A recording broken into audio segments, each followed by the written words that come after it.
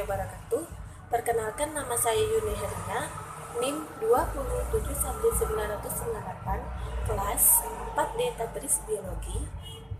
Baiklah, di sini saya akan menjelaskan tentang pola hidup, habitat, persebaran, dan contoh kelompok Pisces atau ikan dengan MK Taksonomi Hewan Buah. Dosen pengampu Devita Permatasari, MPD. Yang pertama, pola hidup Pisces atau ikan dimulai dari telur atau anak ikan. Kemudian telur tersebut akan menetas menjadi larva dan menjadi anak ikan.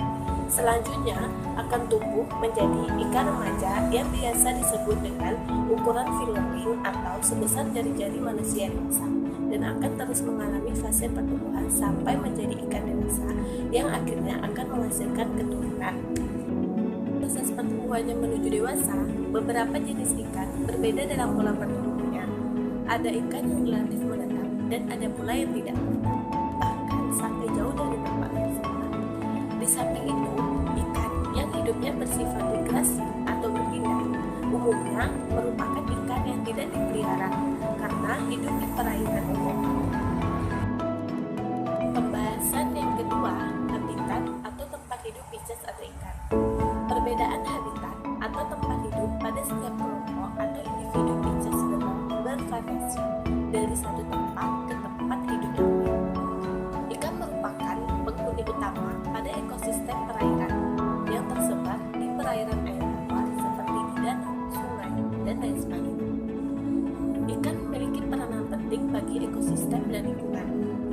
Jenis ikan seperti ikan gabus toraja merupakan ikan yang banyak dikonsumsi oleh manusia. Salah satu habitat yang menjadi distribusi pada perairan tawar adalah danau, yang merupakan perairan alami berukuran besar yang dikelilingi oleh daratan yang tidak bercampur dengan air. Klasifikasi habitat atau tempat hidup pada Pisces atau ikan dibagi menjadi dua. Yang pertama, hidup di laut. Hidup di laut ini dibagi lagi menjadi dua kelompok. Yang pertama, laut dalam. Pada bagian laut yang dalam ini, salinitas tinggi dan gelap dan dibidangkan. Contohnya pada ikan hiu goblin. Yang kedua, laut dangkal. Di dasar perairan, di permukaan yang jauh dari daratan dan permukaan, mendekati daratan. Contohnya pada ikan pari. Yang kedua, hidup di air tawar. Dibagi menjadi tiga kelompok. Kelompok yang pertama, Lacustrine, yaitu ikan yang hidup di perairan yang tenang seperti di danau. Dapat dibayangkan sama dengan hidup di laut, yaitu hidup di permukaan, di dasar, atau di antaranya. Contohnya pada ikan buntal. Yang kedua, fluvial, yaitu ikan yang hidup di sungai pada mikrohabitat atau arus deras dan arus lambat. Contohnya pada ikan gabus. Yang ketiga, ada fluvial, yaitu ikan yang hidup di danau dan memijah di sungai, mendaki ke sungai tanpa ke laut. Contohnya pada ikan Andotromomus, yaitu ikan salmon. Pembahasan yang ketiga yaitu persebaran Pisces atau ikan. Pisces memiliki penyebaran yang luas, meliputi hutan hujan tropis, gurun, hingga kutub utara dan selatan. Persebaran ikan yang didasarkan atau dipandang dari sudut letak atau geografis disebut persebaran geografis. Besar jumlah spesies dan besar pula keanekaragaman hayati. Melalui proses evaluasi yang terus-menerus terbentuklah spesies baru. Sebaliknya, dengan terus-menerus terjadi pula kepunahan spesies. Apabila lalu terjadi spesies baru lebih besar daripada laju kepunahan, maka jumlah spesies bertambah banyak, keanekaragaman hayati pun kian menaik.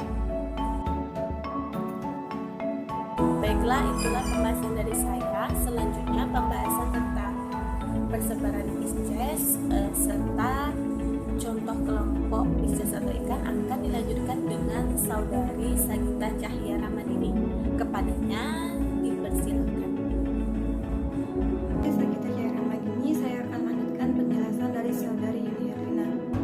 Persebaran geografis ikan air tawar ditinjau dari sudut geografis.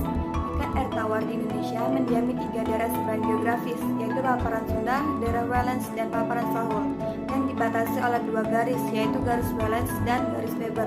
Masing-masing daerah sebaran tersebut dihuni oleh berbagai spesies yang berbeda satu daripada yang lain. Paparan Sunda mencakupi Pulau Sumatera, Jawa, Kalimantan, Bali, dan pulau-pulau kecil di sekitarnya. Pada masa lampau, paparan Sunda merupakan bagian dari benua Asia yang kemudian terpisah pada zaman es, sehingga terbentuk kondisi geografis seperti sekarang. Terdapat suatu teori yang menganggap bahwa ketika masa silam, sungai-sungai yang mengalir ke timur pantai Sumatera, sungai yang mengalir ke selatan dari Vietnam, Muay Thai dari Burma, serta sungai yang mengalir dari arah barat Kalimantan merupakan anak sungai dari sungai raksasa yang pernah mengalir di antara Kalimantan dan India menuju Laut Cina Selatan. Oleh karena itu, ikan-ikan yang terdapat di Pulau Sumatera, Jawa, dan Kalimantan sangat mirip dengan ikan-ikan di daratan Asia. Daerah Wallace meliputi daerah Nusa Tenggara dan Sulawesi. Di daerah ini tidak begitu banyak terdapat spesies ikan air tawar. Ikan famili Cyprinidae yang ditemukan adalah hasil introduksi manusia, misal ikan tawes di Danau Tempe. Sebagian besar spesies penghuni daerah ini termasuk dalam kelompok ikan endemik. Beberapa contoh dapat dikemukakan antara lain Telmetherina, Anthony, T. prognatha, dan Theopodi yang menghuni Danau Matano. Kelompok ikan endemik selain ditemukan di danau ini juga ditemukan di danau sekitarnya. Yang secara bersama-sama disebut Malili Kompleks, yaitu Danau Matano, Mahola, Touti, Masapi, dan Wawatoa. Ikan-ikan yang ditemukan di sini mempunyai warna tubuh dan corak yang indah, sehingga mempunyai potensi untuk dikembangkan sebagai ikan hias. Paparan Sahul yang bagian terluasnya adalah Papua merupakan wilayah yang ikan-ikannya belum banyak diketahui karena kurangnya penelitian ke arah itu.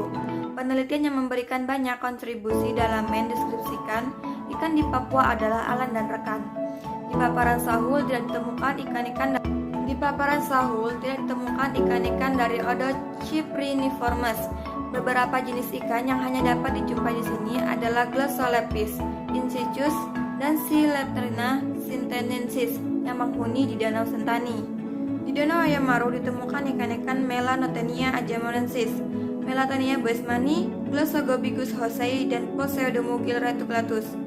Sama halnya dengan ikan-ikan di daerah Valencia, ikan-ikan di sini mempunyai potensi dikembangkannya sebagai ikan hias yang dapat menyejahterakan penduduk setempat. Berikut adalah contoh-contoh gambar dari ikan-ikan tersebut. Selanjutnya yaitu contoh kelompok Pisces atau ikan. Pisces dibagi menjadi 3 kelas, yaitu Agatha, Chondriaceus, dan Osteichthyes. Yang pertama yaitu Agatha atau ikan tidak berahang.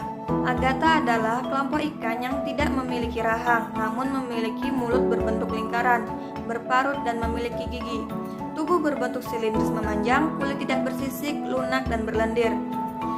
Rangka tubuh Agatha berupa tulang rawan. Sistem reproduksi seksual bersifat hermafrodit atau gonokoris atau terpisah, dan fertilisasi terjadi secara eksternal. Contoh Agatha adalah lamprey laut atau Petromyzon marinus dan Hagfish maxine sp. Agatha hidup di dasar laut atau perairan air tawar dengan memakan bangkai atau parasit pada hewan-hewan lain. Chondrichthyes atau ikan bertulang rawan. Chondrichthyes adalah kelompok ikan tulang rawan. Chondrichthyes tumbuhnya tertutup oleh sisik tipe plakoid yang kasar. Chondrichthyes memiliki 2 pasang sirip dengan sirip ekor yang heterosarkal. Alat pencernaan lengkap yaitu mulut, esofagus, lambung, usus, dan kloaka. Mulut berada pada bagian ventral, berahang, dan memiliki lidah. Kloaka merupakan lubang pengeluaran dari saluran pencernaan, saluran ekskresi, dan saluran reproduksi. Lubang hidung 1 pasang berfungsi sebagai indera pembau. Alat kelamin terpisah, fertilisasi eksternal atau internal, dan bersifat ovipar atau ovovivipar. Contohnya ikan hiu. Contoh Chondrichthyes adalah ikan hiu atau Squalus sp, ikan parimakara raja sp, dan Chimaera sp. Yang ketiga yaitu Osteichthyes atau ikan bertulang sejati. Osteichthyes adalah kelompok ikan bertulang sejati dengan endoskeleton mengandung kalsium fosfat. Sisik otseous bersifat gonoid scoidostonoid, namun ada pula yang tidak memiliki sisik. Alat pernapasan berupa insang dengan operkulum dan gelembung renang untuk alat hidrostatik. Sistem peredaran darah tertutup tunggal, dan darah mengandung erythrocytes berinti dan leukosit. Alat pencernaan lengkap dari mulut hingga anus dan memiliki limpa yang berwarna merah. Oestetjes memiliki hati dan kantung empedu. Alat ekskresi berupa ginjal yang menghasilkan urin dan bermuara pada sinus sorogenital. Alat indera berupa sepasang mata, telinga, alat pembau di bagian moncong dan gulat sisi. Alat kelamin terpisah dan umumnya fertilisasi secara eksternal bersifat ovipar. Saya Yuni